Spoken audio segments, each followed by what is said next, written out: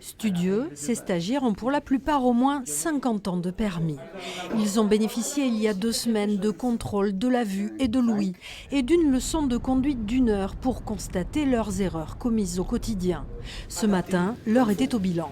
Et on s'est retrouvé avec des problèmes de vitesse plutôt en ville, finalement. J'ai mon permis depuis 1968. On a pris les mauvaises habitudes. Et quelquefois, on met le danger d'autrui en jeu et la sienne. Moi, je trouve que c'est bien de se reformer. Moi, je suis à 200% pour cette expérience. Vraiment, j'ai trouvé ça génial.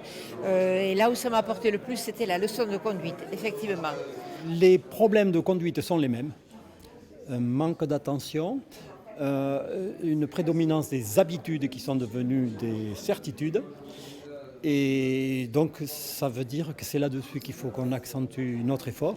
Dans les Pyrénées-Atlantiques, les plus de 65 ans sont les premiers concernés par les accidents de la route. Il était donc important de sensibiliser ces conducteurs, surtout en milieu rural.